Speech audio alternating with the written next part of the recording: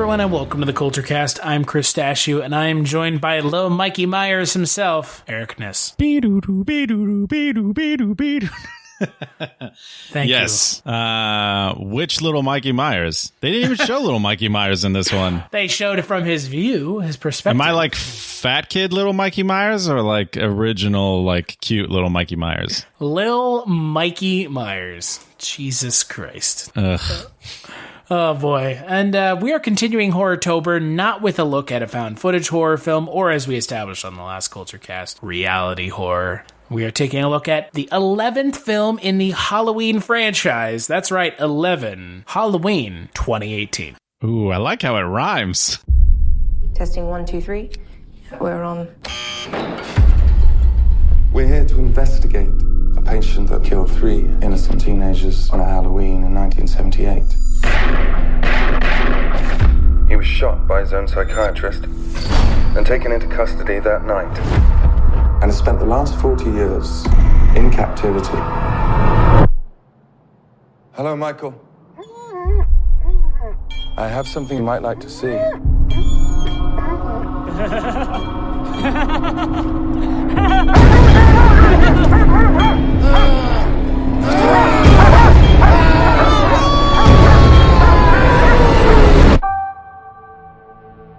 Everyone in my family turns into a nutcase this time of year. Yeah, I mean, your grandmother is Laurie Strode.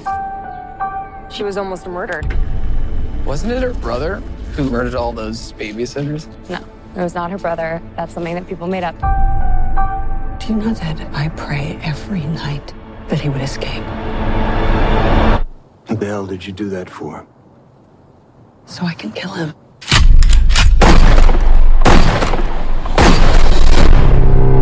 Dad, look out! The bus crashed. Mom, what bus crashed? Michael escaped.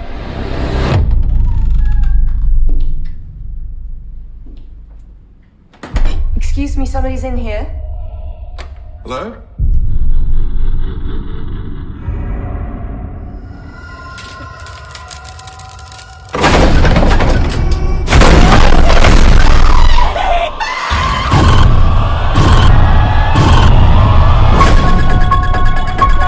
He's waited for this night. He's waited for me. I've waited for him. Get out! Go home! Get inside!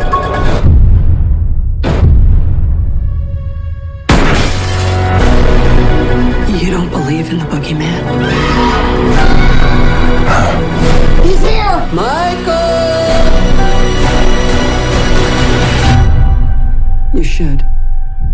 Can you close the closet door?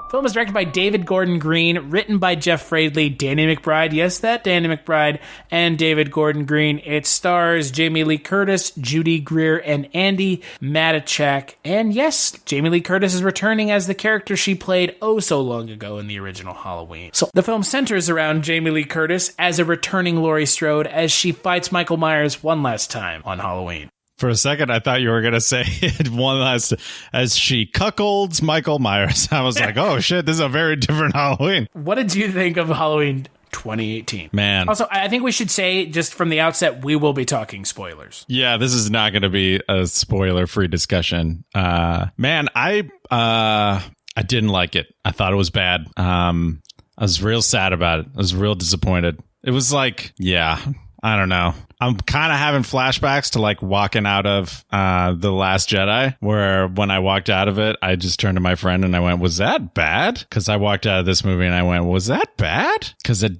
wasn't good. It didn't feel right. And it just wasn't. I didn't like it. Yeah, disappointed. I know how my dad feels now. I'm not mad at it. I'm just disappointed. You're saying you know how your dad feels with you. Yes, specifically. With you and you alone. Yes. Eric. Yes, with me. My brother is fine. He's doing well for himself. That's fine. I know the feeling. This movie feels like two movies in one, and that's unfortunate because it almost, was two movies. David Gordon Green has said that this was meant to be 2 sequels shot back to back. And it feels like it, because there's a lot of stuff in this movie that's not great. And it feels like it's from 2 disparate films. And that's unfortunate, because there was a lot of stuff in this movie that works for me. But there's also a lot of stuff in this movie that doesn't work. And it creates a balance that I'm not really happy with, because I wanted it to be more of the stuff that worked more than the stuff that didn't work. And there's a lot that works. And it's really nice to see Jamie Lee Curtis come back and her character be given an actual, hopefully, definitive ending to the character that she made so famous, that made her so famous. Yeah. I mean, and she's amazing in the movie. She's great in the movie. And you know, it's unfortunate, because, God, so much of this movie is so fucking bad. So stupid. There's and a lot. So just disappointing and so muddled. And there's a lot of characters that serve no purpose. There's a lot of characters that have nothing happen to them, period. And they disappear from the film.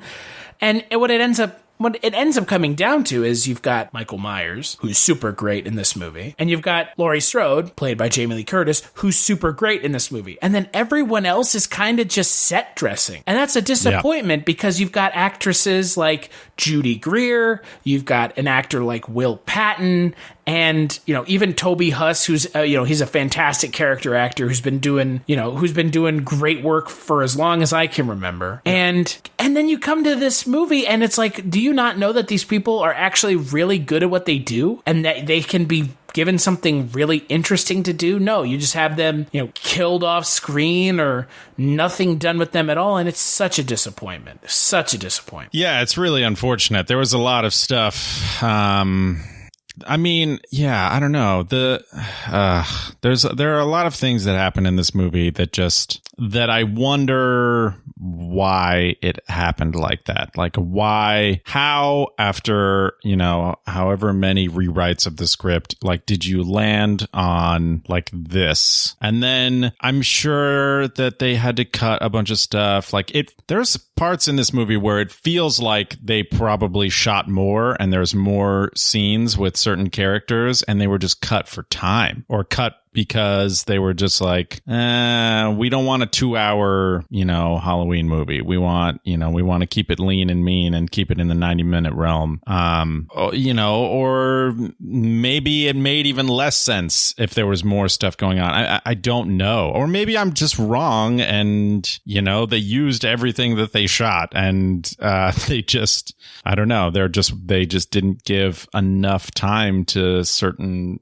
subplots that just don't go anywhere and characters that mean nothing. And yeah, I mean, like you said, the 2 things that they got right is Laurie's character is amazing. So Jamie Lee Curtis is, fantastic in this movie. And I love, sort of the badass, over prepared, sort of like, been waiting for this moment, for the last 40 years, direction that they went with this. I think that's really awesome, that it's not like she was definitely fucked up by what happened to her, but like, instead of being fucked up and like being, sort of destroyed, by what happened to her, like she really turned it around and made it like her cornerstone of like what makes her a strong person, like to a fault. And they talk about that and they touch upon that a lot in this movie, but I still like never felt, it, like I never...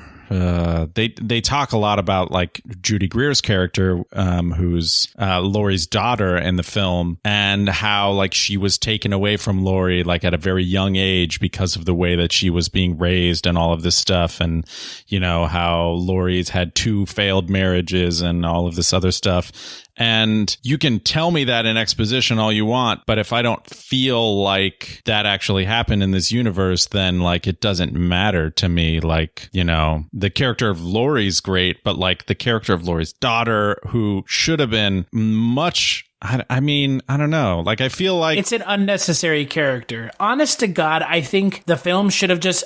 I think the film should have just been Laurie versus Michael with all the other stuff. But cut that's out. what it was. Yeah, I mean, that's what it ultimately really was. Like, there's a couple of parts where they try to like they try to bring in this granddaughter character who honestly is like means nothing to the story, like at all. So much so that her like plot line is not given any sort of like closure. Yeah. None. There's like a whole section of the movie where they're like at this high school Halloween dance, like with her boyfriend who we meet like early on in the movie, who like, is one of those guys who's like, he seems cool, but eventually he's going to be a piece of shit and then something bad's going to happen. But like that whole thing happens in the movie. And then like 5 minutes later, we're already like past that and beyond it. And like nothing happens. Like she like barely gets attacked by Michael. Like honestly, he seems like very disinterested with her and like doesn't even really chase after her at all. They ripped off that kind of setup from Scream 2. I was just thinking about it in my head. Like they totally ripped that off. Yeah, with him in the back of that car, I was just like, this is just Scream 2, but Scream 2 did it better. And everybody thinks that Scream 2 is awful, which that's not the case. Scream 2 is amazing. But yeah, her character, and like to the point where, like you said, Michael doesn't even give a shit. Yeah, he doesn't. He seems disinterested with her, which I kind of noticed, and I went like, huh. He's just murdering everybody else, but he like hasn't even gone after this girl. So like he either just doesn't care about her or he's like using her to get to Laurie, I guess. But that's like such a bullshit thing. Like I don't care about that. Just like it's weak. Just get to Laurie, or better yet, have Laurie take the fight to him. Like that would be even more badass if you have Laurie out there in the streets hunting down Michael and she finds him. And she's like, fuck this. Like, I'm not sitting at home waiting for him to come to me. I'm fucking going to him and I'm going to end this. Like, that would be even more badass, you know? Her hunting him as opposed to the other way around. Yeah, exactly. Because then you have the complete role reversal, which they sort of have in parts in this movie. There's a lot of scenes that are like callbacks, especially to the first Halloween. But instead of Michael in his place is Laurie. Like there's this scene with the granddaughter looking out the window from the classroom and she looks across the street and instead of Michael standing there staring at her, it's Laurie. There's the scene where, you're looking down in the front, yard off the balcony or whatever. And in the first movie, it's Michael. And then when you look back, he's gone. And this movie, it's Laurie who falls off the balcony and Michael's looking down. And when he looks back, she's gone. So like, there's a lot of fan service in this movie, and there's fan service to like almost every Halloween. I think like even the Rob Zombie Halloweens get some references in this. Well, just look at the character design of Michael's mask. Yeah, oh, for sure. And I don't like the fan service doesn't bother me if it's done properly. Yeah, it's not particularly overt. Yeah, but I think the problem is like sometimes they were working in fan service and stuff, and this movie already feels like a hodgepodge, to me at least, of like just ideas and just things happening, like just like all the weird side storylines that are sort of happening, like with the Strode family, and then like with the the sheriff and the deputy guy, and then the new Loomis character, which they literally say on the nose in the fucking movie, oh, you're the new Loomis. And I groaned audibly in the theater and was about to just be like, are you fucking kidding me? Like, we can't just like come up with an original idea for a new Halloween movie after 40 years. Like, there has to be a doctor character that's involved. Like, that's stupid. I don't know. I mean, I know like I'm just spewing my displeasure with this movie just seemingly nonstop. And it's just because like I don't know, man. I just like I wanted so much out of this movie, and the people involved in this movie should have done a better job. Like they should have gotten it right. Like this is one of those times where it's like, this is the team that like you're like, okay, yeah, this should be totally fucking cool, but it's not. And I mean, this is David Gordon Green's first horror movie, and it honestly feels like it because there's a lot of just extra bullshit like that doesn't need to be in this movie. And and some of the horror sequences and like parts with Michael in them are just like straight up, just like generic ripoffs of like other Halloween movies or like other horror movies in general. It's just like generic horror trope, the movie, starring characters that you already know and love, in a sort of role reversed way in a couple parts. Like I think, and I don't think, I know it could have been done better. And I know there's going to be a lot of people who are going to fucking just, you know, when they hear you don't like this movie, they're just going to be like, oh, fuck you. You don't fucking understand Halloween, or like, you're not a true fucking Halloween fan or whatever. And whatever, dude, those people need to fucking grow the fuck up. There's a lot of cool things in this movie and it's got a lot of good ideas, but I think overall, like, the execution is just bad.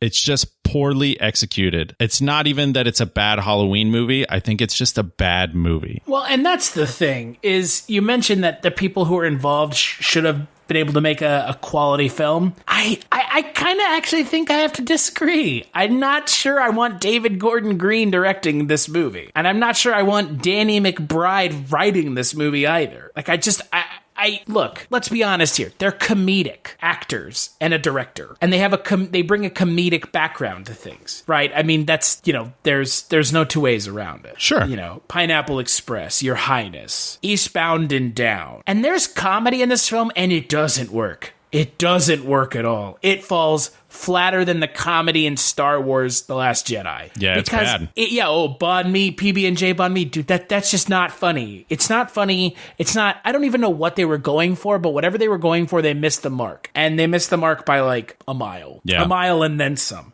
And that's, again, I think that's, again, kind of going back to who made this and who was making this movie for what intention. I know John Carpenter did not like Rob Zombie's Halloween. He's gone on record saying that multiple times. How he didn't like demystifying Michael. He didn't like kind of making Michael more grounded in reality, which Rob Zombie totally did, by the way. Oh, yeah. You know, I don't know. I mean, David Gordon Green is not the person I want making this movie. Neither is Danny McBride. Jason Blum, on the other hand, I want him involved. Period. I mean, he has made some of the biggest horror movies of the last... He has produced some of the biggest horror movies of the last decade. Yeah. But at the same time... this movie's made by people who don't grasp what makes those original movies, first two. Past that, 3 is its own beast. I think 3 is probably one of the greatest horror movies ever made, but it has nothing to do with Michael Myers. And it's also one of the most, like, insane, batshit bonkers movies, like, that has ever come out. Like... Come the fuck on. But I don't think that David Gordon Green, Danny McBride, and Jeff Fradley really grasp what makes the original so great. And that's disappointing because they kept talking about how they were going to do, you know, we're going to do all this great stuff and da-da-da-da-da. And it just doesn't come through. It doesn't come through at all. And that's disappointing because I understand what they were going for, but I don't think that they were remotely successful. I agree. Yeah. You can see the good ideas. You can see... like the setup for all three things. Of them were right. All 3 of them were more into writing comedy. I mean, Jeff Fradley has the only other thing he's worked on is Vice Principals, and you know what? I really like that show. That show is a good show. That's a dark show, but at the same time, that's not the person I want writing my Halloween movie. Yeah, I mean, I don't think that's a person anyone should want writing their Halloween movie. But at the same time, you know, they had the whole thing where if all of a sudden, you know, Jordan Peele can come out and he can write this amazing script for Get Out and like put this movie out that like nobody expected from Jordan Peele of all people. Like, what? All this, you're from Key and Peele? And like, wasn't he on like Mad TV and stuff before then? And he's just like been a comedian for like the last like 15 years. And then like all of a sudden he writes this genre movie. Isn't that lightning in a bottle? It's totally lightning in a bottle. Well, and this goes to show that. Right. And then they're like, oh, well, like maybe it's because of his like comedic sensibilities that he can like go the other way with it and like do this other stuff. And I'm like, no. Like he has just proven that like he has a firm grasp on genre and like can write the shit out of a script. That doesn't mean that other comedians can write horror movies. And can we also talk about the fact that Get Out is not a horror movie anyways, not in the same vein that this movie is. I'm not sure Jordan Peele would be successful at writing the next Halloween movie. I mean, a Halloween movie specifically is a very special type of horror movie. Correct. It's the prototypical slasher movie. It's the fucking first one, you know? Like, it's the movie, the original Halloween is the movie that spawned an entire subgenre of horror movies that dominated the entire 80s, like, horror film culture.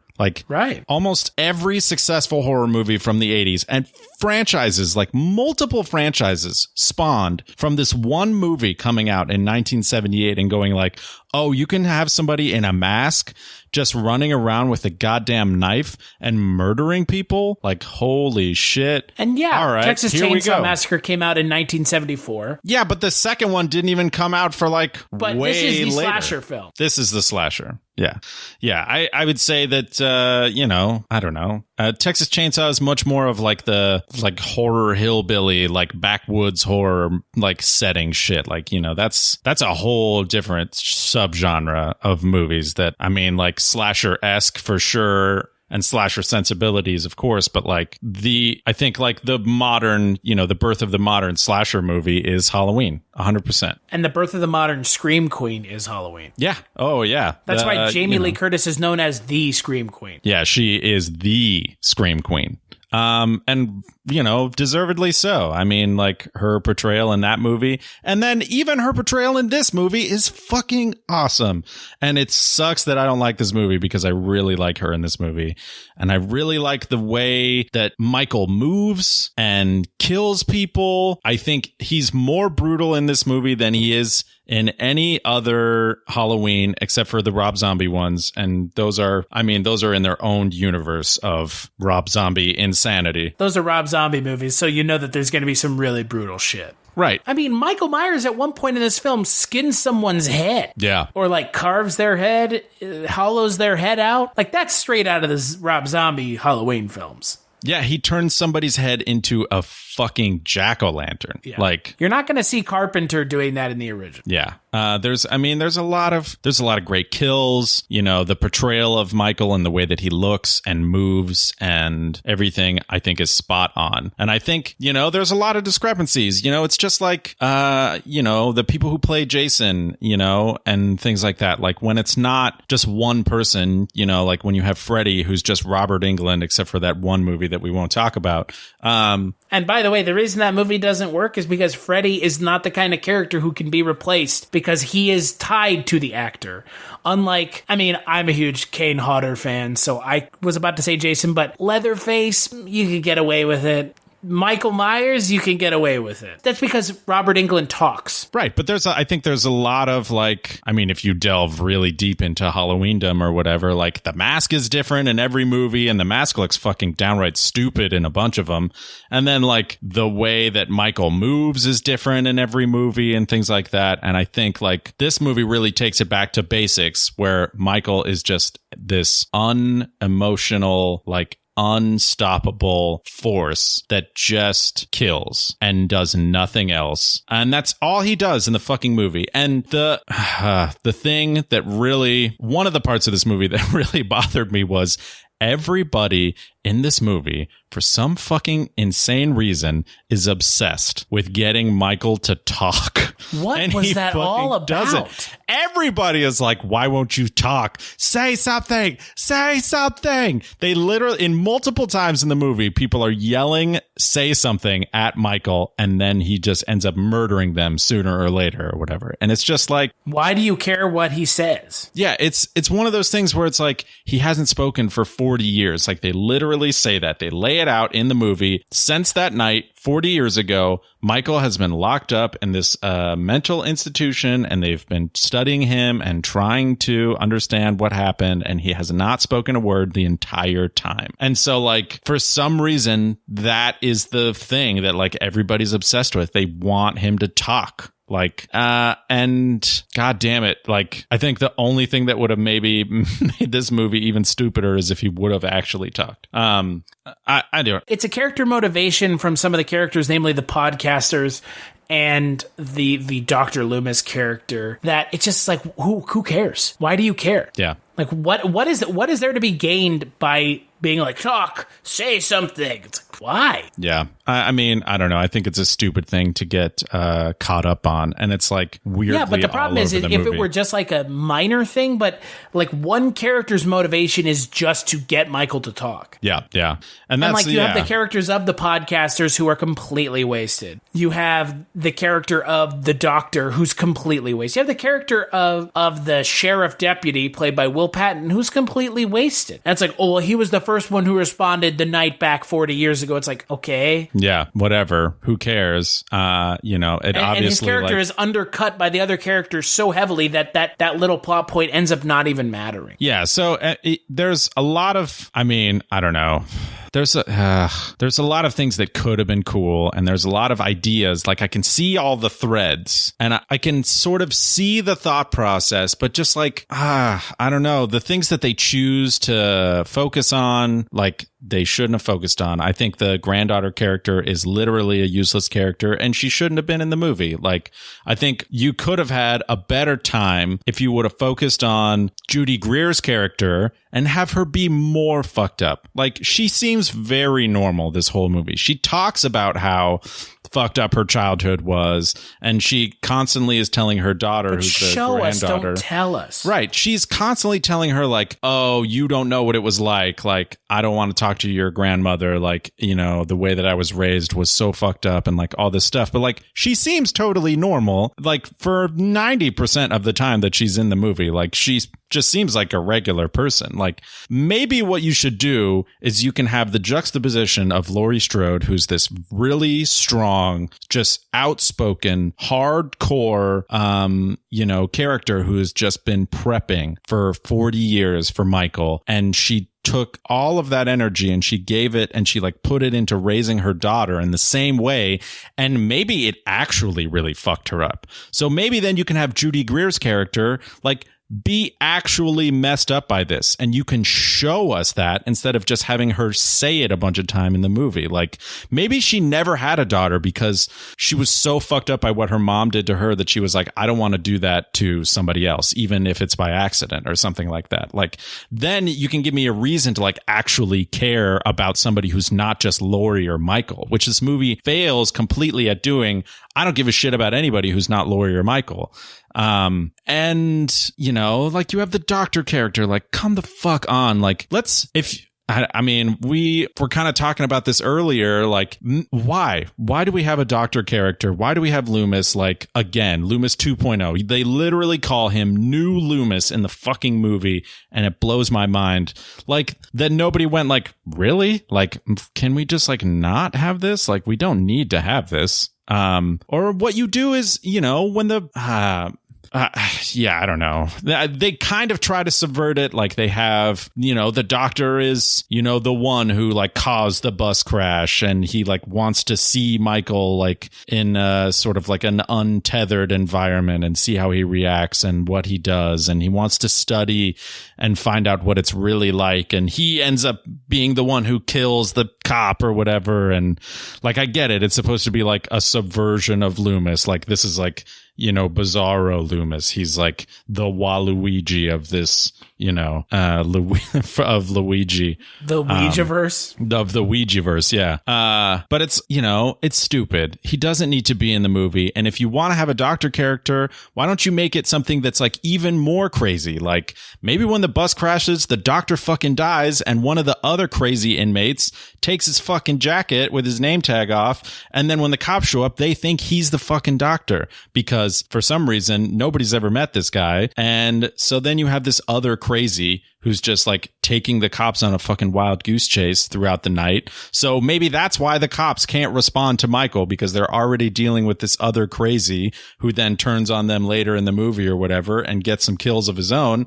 And then you have Michael, who's basically free to do whatever he wants because the cops are off somewhere else with this other crazy person. And, you know, then that kills two birds with one stone. Like, you can have your weird subversion of the doctor character, which I don't understand why you need it in the first place. And it explains why the cops somehow can't find this one fucking like seemingly 6'5" brick shithouse of a man in a fucking jumpsuit and a white mask, like who is so strong that he can stomp on someone's head in one fell swoop. They literally, that was just like he exploded the doctor's head in one stomp. That was a hell of a stomp. There are things like that in this movie where I'm just like, I don't understand why you want to do it this way. But if you have to do it like this, why don't you do it like this? Like, if you're gonna go, don't go halfway. Go all the fucking way. Go fucking totally wild. Go fucking crazy balls deep. Like, don't make people kind of fucked up. Make people all the way fucked up. Like, you made Laurie all the way badass. She is all the way badass in this movie. Like, you can tell that she is fucked up by this Michael thing, and it's ruined her life for the last 40 years. But she's also never going to let it happen again. And you know that. Like, I don't know how you felt about that when you watched it, but I knew in my fucking testicles that she was never going to let that shit happen. I was like, one of these motherfuckers is going to die at the end of the movie, and it's going to be Laurie or Michael. But, both of them are not coming out of this. Well, yeah, I mean, that's the logical conclusion for this series, right? Yeah. And I mean, we can talk about whether or not that actually happened or not a little bit later. But yeah, I mean, I don't know. What did you think? I mean, I'm sitting over here just like airing out all of my grievances that like I haven't had a chance to really like vent at anybody for the past couple of days. Like I mean, I told you this earlier today, but like I almost went and saw this movie again because I was like, I need to see this movie again. And I like, maybe I need to look at it through like a fresh pair of eyes or whatever, but it's I couldn't, like I didn't want to. Like I felt I felt cheated by this movie, unfortunately. And I'm not even like a crazy diehard like Halloween fan. Like I love Halloween. Halloween 1 is awesome. Halloween 2 is okay. And Halloween 3 I think is like amazing in this sort of insanely batshit weird way. But that's not even a Michael Myers movie. And so like Halloween 1978, I guess, is like awesome. And I really like the Rob Zombie movies, but like those are their own separate things. Like Rob Zombie movies are honestly their own subgenre of movies in general. But yeah, I don't know, man. Like I was disappointed by this movie. I think that, and this is something like you said, we talked a little bit about, off the podcast, is when I watched this movie, I was disappointed, and I was disappointed because I was expecting more than just like a soft retread. And this ended up being a soft retread, and again, there doesn't seem to be any finality at all. Yeah, that irked me also, that there was like, there's not a definitive, I mean, Laurie doesn't die. Well, let's do this. Let's take a break, and when we get back, we'll talk about kind of what this movie ends up doing and kind of where this movie ends up. Have a hunger for horror? A yen for yelp yarns? Then give your blood-curdled bones a boon and tune in to Chronicles from the Crypt. Join sordid slime slingers Casualty Chris and Father Malone as they take on HBO's groundbreaking television series Tales from the Crypt. Here's what the rotting and rancid rabble are saying about Chronicles from the Crypt. No! Tune in to Chronicles from the Crypt. You have nothing to lose except your life.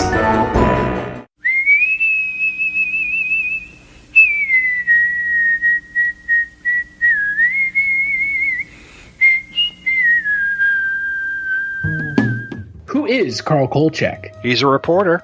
Now that is news, Vincenzo. News! And we are a news paper. We are supposed to print news, not suppress it. With the INS. What's an INS? Independent News Service, sir. Founded in 1904 by Enrico Paluzzi. Who seems to have a nose for the strange and unusual. Well, last year in Las Vegas, I uncovered a series of murders that turned out to have been committed by a vampire. And what is the Kolchak Tapes? It's a podcast. All about Carl Kolchak. What's a Kolchak? The Night Stalker. And where can you get it? On iTunes, Stitcher Radio, and at www.kolchaktapes.com. As foolish a game as any that Gory the Ghoul could make up.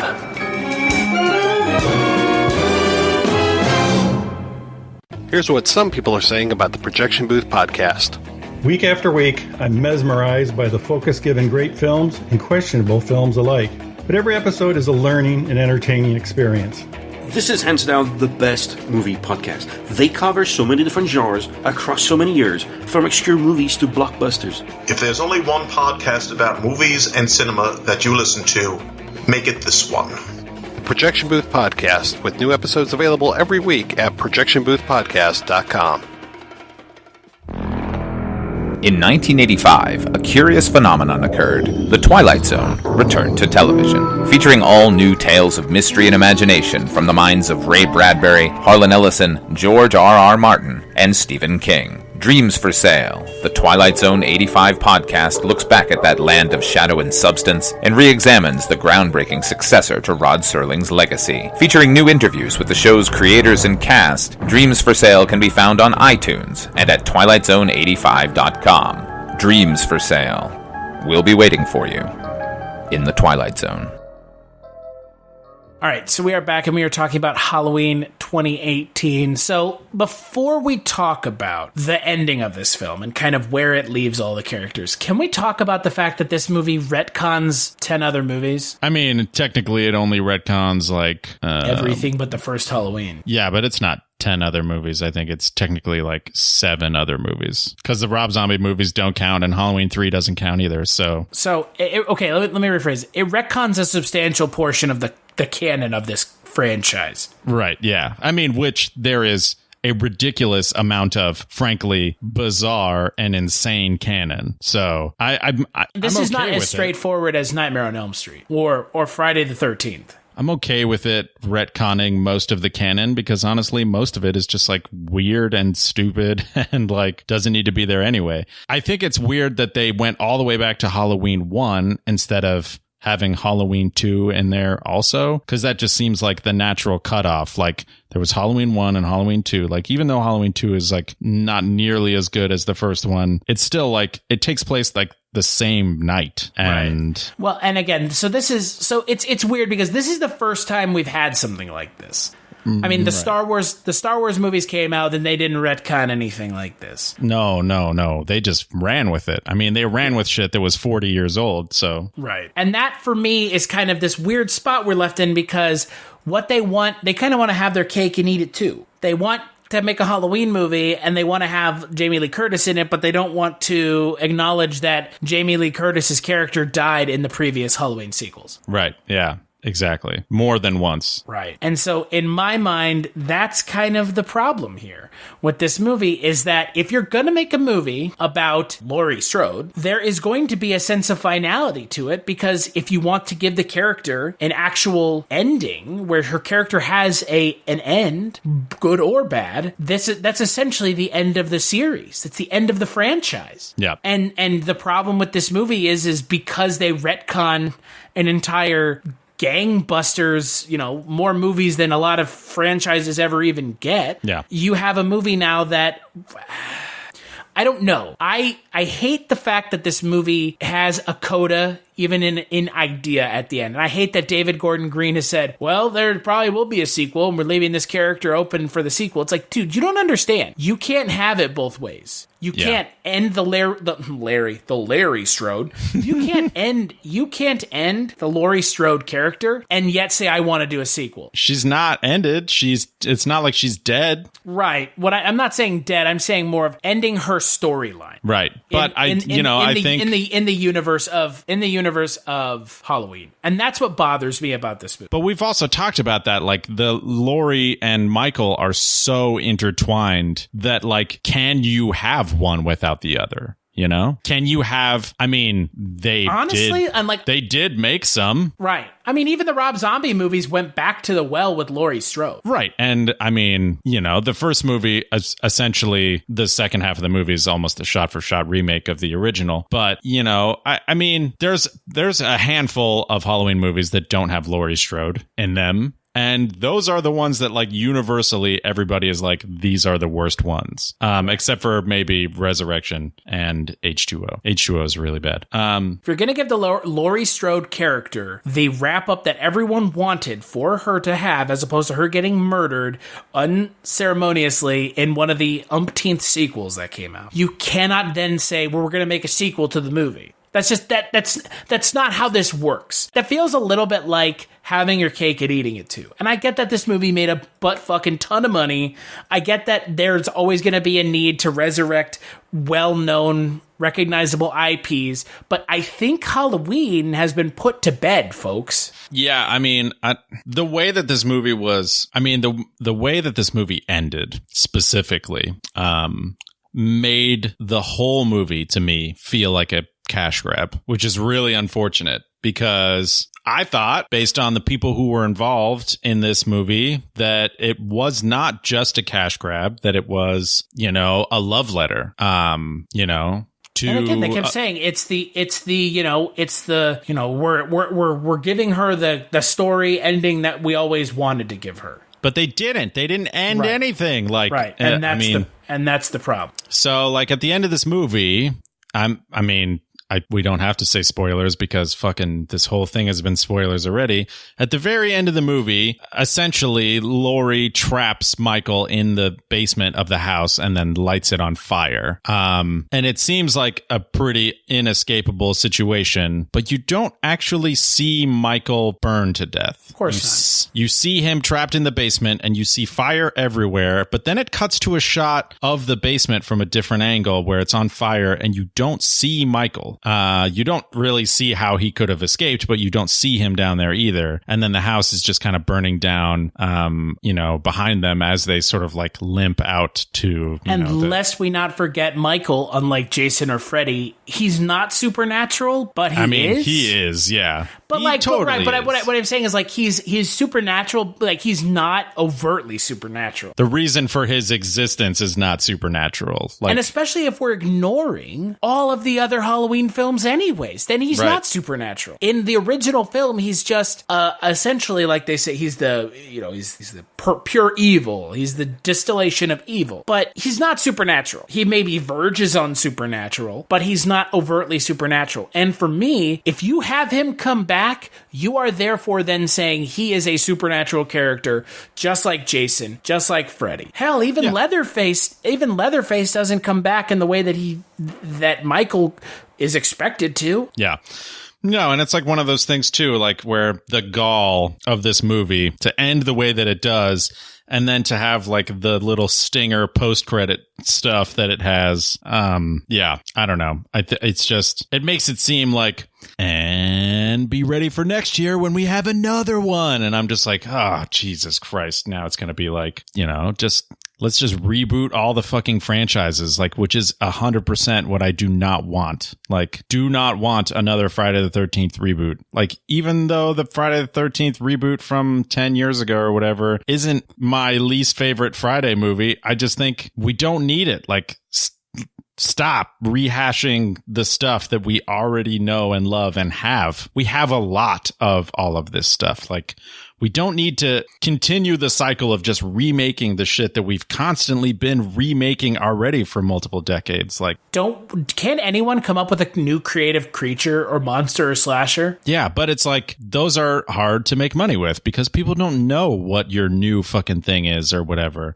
But like that's the whole point, is like, you can get away with making subpar films if there's name recognition. Like, look at Terrifier or The Nun. I mean, well, two different things. Terrifier has a super cool monster, right? But it's super low budget. But the monster is actually kind of cool, right? And then you have The Nun, which is the exact opposite. It's just big budget horror movie, and The Nun is completely just disappointing. Well, it's like The Nun made all this fucking money, and it's not because The Nun is a good movie. The Nun is the worst movie I've seen in theaters in a long time. But The Nun has the name recognition from The Conjuring 2, which, I mean, is a better movie than The Nun, by a lot. But still, it's like you just know The Nun from that one very effective and very scary scene from The Conjuring 2. But like, that's it. That's all you have. And I guess that's all you fucking need too, because then you just have this movie that's just a dumpster fire of who gives a shit that they put out that makes, a fucking shit ton of goddamn money in its first fucking weekend. And everybody's laughing all the fucking way to the bank, and Halloween 2018 is gonna make a shit ton of money. And if they don't make a sequel, like, I would be really, really surprised. And that sucks, man, because it's like, if you can come up with something that's good and done well, it will make money. Get Out. Like, Get Out made a shit ton of fucking money, and they even fucking re-released it like a year later, like right before the Academy Awards or whatever. Get Out's a totally different thing. It had this whole cultural phenomenon behind it and all of that stuff. But besides all of that, yeah, but this movie tried to have that, right? Like, this movie, and that's like maybe the most like.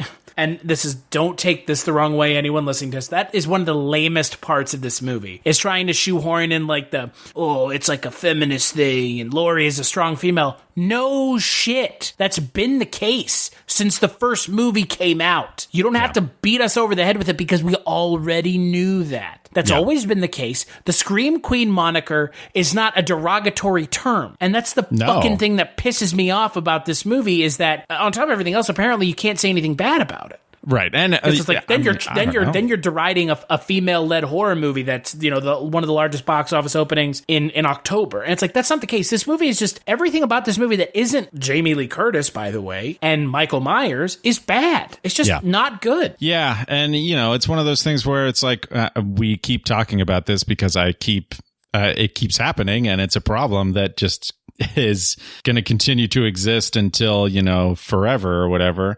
But like, we're rewarding these movies that are poorly made and bad because they make a shit ton of money. And so then they just continue to make them in the same fashion, because they're like, well, it worked, so let's not change a thing. And then we can just make like 5 more of them and they'll make a ton of fucking money. And it's a shame, man, because like, I want a higher caliber, especially from these properties like that have existed for so long. And I've already gone through all the fucking pains of terrible, terrible sequels and rehashings, and then a fucking 2 remakes.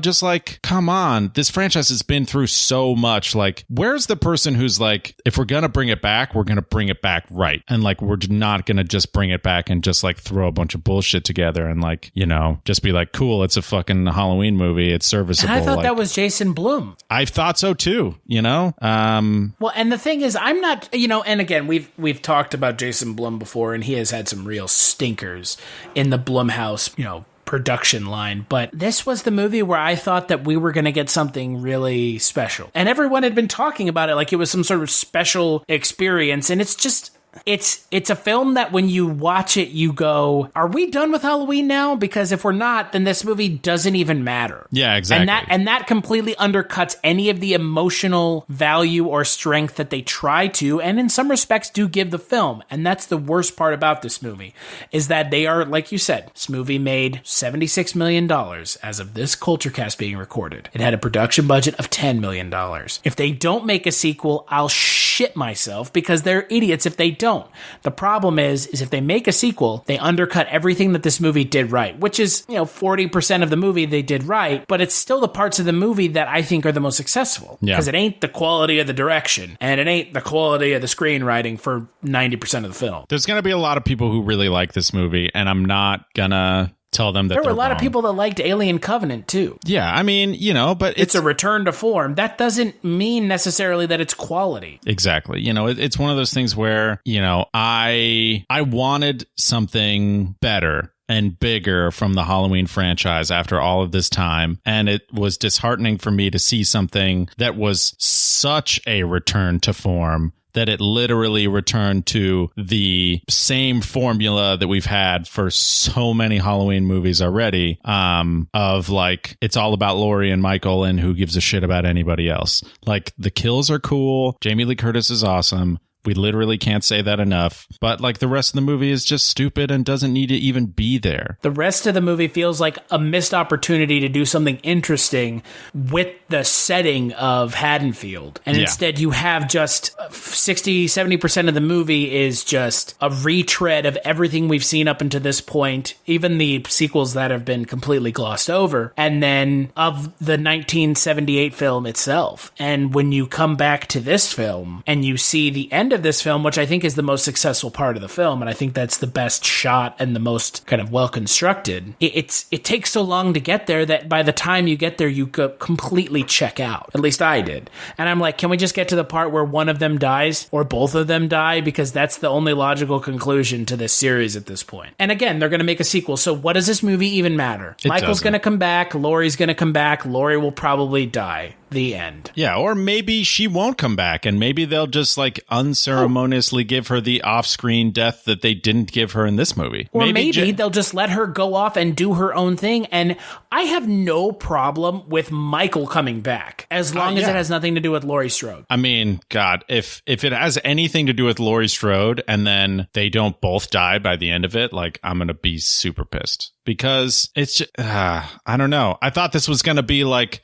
the one where we bring it back and then like there's some finality to the end of it. Like it didn't need to be the last Halloween movie, but like I wanted it to be the end of the Laurie Strode story. And it might very well be. And it felt like that's what they were building to, you know, with the Laurie Strode character being the way that she is and, you know, all of this stuff and the way that they even built up like a lot of the movie for the first half of it.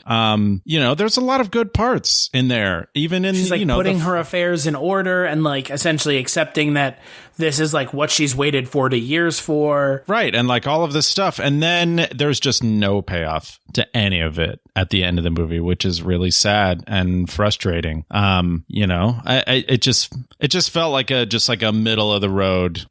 I know I'm shitting on this movie a lot and I'm saying that it was bad, but I mean, there are a lot of movies that are much, much worse than this movie. So the reason I'm calling this movie bad is because it's a movie that should have been better than it was. And they were given so much. They gave themselves a clean slate. And that to me, and that's, you waste it. You waste that clean slate. On top of everything else, you say, hey, this is the only true sequel. Can you imagine how many movie franchises out there we could just be like, that's just the one true sequel? I mean, you and I do that all the time when we talk about Nightmare on Elm Street, my favorite horror franchise. You and I always say 1, 3, New Nightmare. Those are the only movies that even matter. And that's because those are the Nancy movies. The through line of the character that you care about. And this is the exact same thing here. Yeah. And so it's one of those things too where it's let's move on from Laurie, you know, after 40 years now, and you can continue with Michael until he literally is, you know, a zombie Michael Myers or whatever, and then we can keep going for forever. But just like Laurie Strode's gonna die one day, like for real. In real life, she's going to die.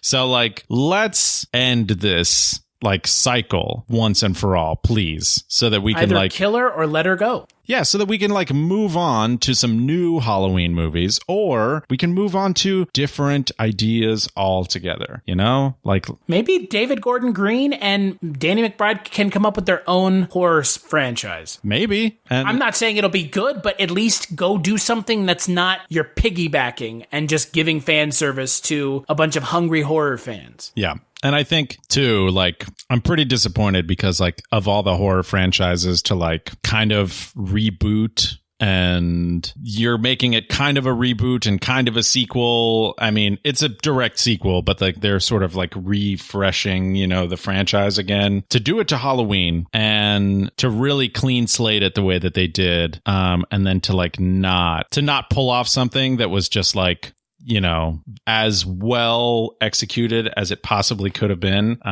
is just disheartening. And it saddens me. Because again, very rarely are we given a second chance in life, let alone in movies, to get it right. And they were given a second chance. They were given the blessing by John Carpenter to do it right. Right. And I mean, I don't know. Like, the blessing from John Carpenter thing seems to me like semantics. Yeah, it seems like it means less. Like, I don't think John Carpenter really cares, honestly. I think as long as there's money in it for him, he's like, do whatever the fuck you want, man. I don't really give a shit. Except don't try to explain Michael's backstory. Yeah, I mean, I think there was, some personal stuff that I think happened between Rob and John, where, John is not a big fan of Rob. And I think Rob also maybe took some things that John had said to him in the production or whatever, maybe the wrong way or something like that. I don't know. I've heard a couple of different interviews from each of them sort of saying that the others said some things that hurt their feelings and yada, yada, yada. But whatever. It doesn't really matter. They're not working together anytime soon or ever again. So who cares? But yeah, it's, I don't think Carpenter cares. I think, and kudos to him, man. John Carpenter has made some of the most amazing movies and my personal favorite movie of all time, like that we have ever seen, and has created, this sort of like world of cinematic awesomeness and also cinematic just dumpster fires. But like he has made so many goddamn movies and like he fucking wrote them and he directed them and he did the fucking music for them and like did all this awesome stuff. So like if he wants to just sit back now and just like collect paychecks from people who want to reboot his IPs, fucking do it, dude. You fucking earned that shit because you're old as fuck and you could not give two shits what happens. He seems like a curmudgeon-y old man, though, talking about the Big Trouble in Little China sequel with The Rock, where he's like, they don't give a shit. Of course they don't give a shit, dude. It's just an IP to them. Yeah, but were you born yesterday? Like, but like, unless he doesn't like own the IP to that or whatever, which like he probably doesn't or whatever. But like, he doesn't care. He's probably getting fucking paid out for that movie. Yeah, I would agree. I mean, you're right. You're completely right. So yeah, I mean, whatever. I don't know. What would you give Halloween 2018 out of 5? Oh, I'm gonna give it like a 2, maybe like a 2.5. I'll give it a 2.5. I mean, on the prowess of Michael Myers and Laurie Strode, just alone, just those two in this movie brings it halfway. If any of the rest of the movie would have made sense or mattered at all, this movie would have easily been like a 4 or close to a 5. But like just none of it that wasn't, Laurie or Michael mattered. So it's a 2.5. Yeah, I'm going to give it a 2.5 as well. I mean, everything that you said, I echo completely. It's a movie that it's given the keys to the kingdom, given the keys to the Halloween franchise, and this is it. A movie with faked finality, pseudo-finality. A movie with pseudo-finality. That's what we got, so. Yeah. And unfortunately, it's one of those things where it's like the marketing told us we were going to get something, and then we got something else, unfortunately. It wasn't super-duper misleading, but at the same time, it's just, ugh. So we'll take another break and we'll play a preview for the next Culture Cast. Don't check your dial, folks. You didn't tune into Transylvania's public access station. No, sir. Tonight is Halloween. Halloween is Satan's night, the night of the devil. Reporter Frank Stewart has a special Halloween treat in store for viewers tonight. He'll be leading a group of paranormal experts to the infamous Weber House. Do you know what happened here in the Weber House? Some people got killed. Their son went haywire. Frank Stewart and his team of experts will conduct the first ever live on TV seance. Evil works in mysterious ways, Frank. It's unpredictable. Are there any spirits in the house? It's scary. That's far out. That off. Something strange going on in this house. Animal mutilation, paranormal disturbances, devil worship. Wait, hold on. This is not staged. Hello? Is this the work of the devil? Folks, we are going where no camera crew has gone before. Father, perform the exorcism. This is not some Halloween prank. The grisly evidence of the supernatural is real. No. We'll be right back. You're watching the WMUF Halloween Special.